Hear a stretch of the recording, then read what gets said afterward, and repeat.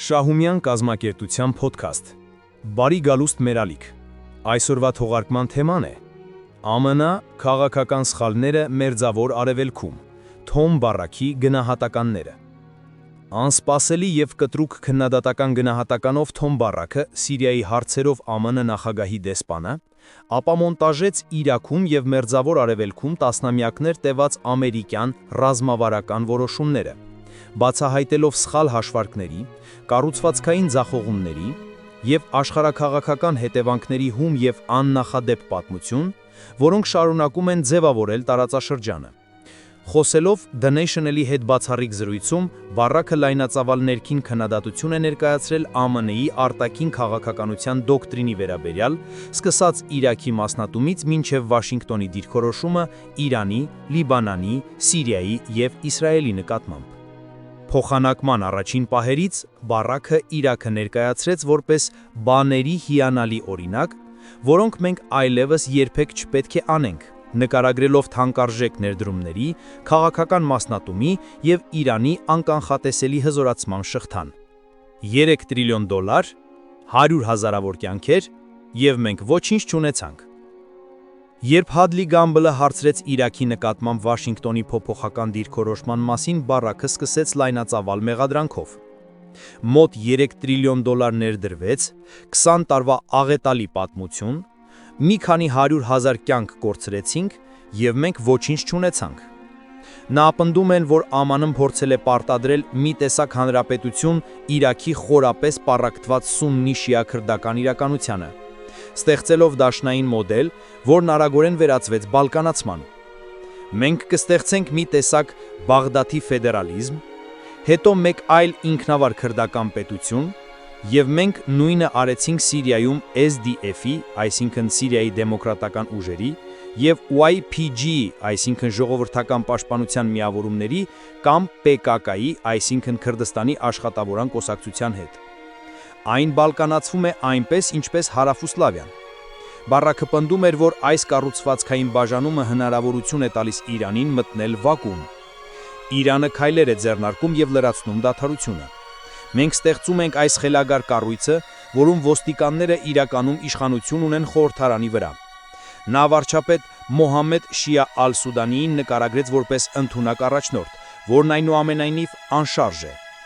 Շատ լավ վարչապետ, որն իշխանություն չունի, զրոյական հզորություն։ Նա չի կարող կոալիցիա կազմել, քանի որ ՊՄՖ-ը և այլ բաղադրիչները արգելափակում են բեմը։ Խաոս, աբսոլյուտ խաոս։ Հեզբոլլահ, Իրաք, Լիբանան և տարածաշրջանային տարածում։ Բարաքը ասաց, որ իր վերջին այցը ցույց տվեց տարածաշրջանի անկայունությունը։ Խաոս, աբսոլյուտ խաոս։ Նա նշել է քայքայիչ թշնամու մարտիկների առկայությունը, որոնք շահագործում են Իրաքում, Սիրիայում, Լիբանանում և Եգիպտոսում։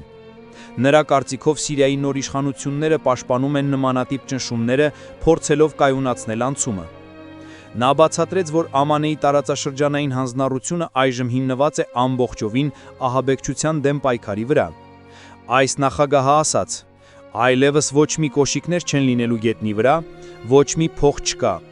Մենք չենք վտանգելու ամերիկացիների կյանքերը մի բանաձևով, որն երբեք չի աշխատել»։ Բարաքի խոսքով Իրանը Իրաքը համարում է էական և հեշտությամբ չի հրաժարվի ազդեցությունից։ Նրանք մեծ դիրքորոշում են հայտնում Իրաքի օգտին։ Դա այն ամենն է, ինչ նրանց մնացել է իրենց։ ԱՄՆ-Իրան հեռանկարներ։ Մեր նախագահը բաց է, բայց ոչ տուփը կոծկելու համար։ Անդրադառնալով այն հարցին, թե արդյոք Վաշինգտոնը պատրաստ է Տեհրանի հետ բանակցությունների նոր ուղի վրա, Բարաքը պնդեց. Նա բաց է իրական քննարկումների համար։ Եթե իրանցիները ցանկանում են լսել վստահված անձանց հարստացման և ֆինանսավորման դադարեցման մասին, դա պատասխանն է։ Նա հավելեց, որ ԱՄՆ-ն չի ցանկանում ներքաշվել երկարատև խորհրդավորական դիվանագիտության մեջ։ Նա գիտի ծրագիրը։ Խայթաուղելով ջափատակապես միայն երկխոսության մեջ մտնելու համար տեղի չի ունենա։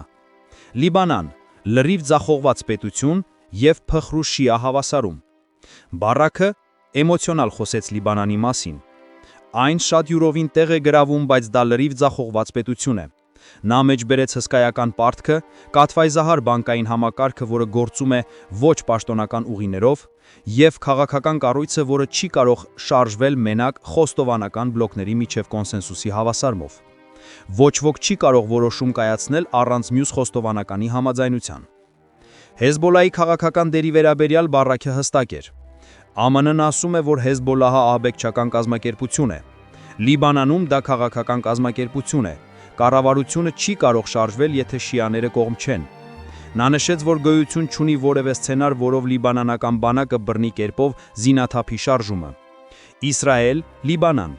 հանգիստ երկխոսություն եւ նոր պատգամավորական հրահրում։ Բարաքը հաստատեց, որ երկխոսություն է ընթանում։ Նրանք խոսել են, նրանք հիմա սկսում են երկխոսություն։ Նա գովաբանեց ԱՄՆ-ի նոր դեսպան Լիզա Ջոնսոնին եւ ներկայացրեց Վաշինգտոնի ուղերձը։ Լիբանան, դուք պետք է խոսեք Իսրայելի հետ, ուղղակիորեն։ Նա քննադատեց անցյալ մեխանիզմները, նաև 2024 թիրավատներին դադարեցման որպես արհեստական կոնստրուկցիաները, որոնք իրական գնումներ չունեն։ Հաջորդ օրը արդեն չի աշխատում։ Բայց նա զգուշությամբ լավատես հայտնեց համապարփակ պայմանավորվածության վանն, որը կներառի շիա կազմակերպությունների եւ ոչ թե բացառի նրանց։ Հարցին, թե ինչ առաջընթաց է նկատվում Սիրիայի եւ Իսրայելի միջև, Բարաքը հայտարարեց. Սիրիական կողմից մոտ։ Նա նկարագրեց, որ Սիրիայի նոր իշխանությունները մոտենում են իրենց 1 տարվա նշանին 50 տարվա դաժանությունից վերջ դնելուց եւ Վաշինգտոնի հետ համագործակցության պահպանելուց։ Այն, ինչ մենք իրենցից խնդրել ենք կարշելու համար դեպի Իսրայել, նրանք անում են։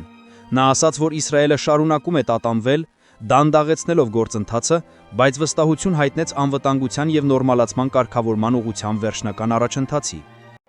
Բարաքը հերքել է դադարեցված հարձակման մասին տեսությունները։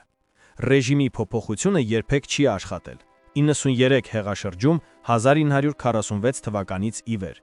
Բոլորը ձախողվեցին։ Նա պնդում էր, որ ԱՄՆ-ն եւ նրա ներկայիս ղեկավարությունը մերժում են ռեժիմի փոփոխության դոկտրինը, նման որոշումները թողնելով տարածաշրջանային դերակատարներին։ Ինչու Իսրայելը չցանկացավ ավարտել աշխատանքը։ Ես չեմ կարծում, որ պատմությունը ավարտվել է, դուք 5-րդ գլխում եք, մենք ունենք դեռ 5 այլ գլուխ։ Այսօրվա ամփոփումը այսօր էր Թոմ Բարաքի կարևոր մեկնաբանություններից։ Միջազգային զարգացումները շարունակվում են եւ մենք կվելուծենք դրանք մեր հաջորդ թողարկումներում։ Հետևեք Շահումյան կազմակերպության ալիքին, որպեսզի չկորցնեք նոր թողարկումները։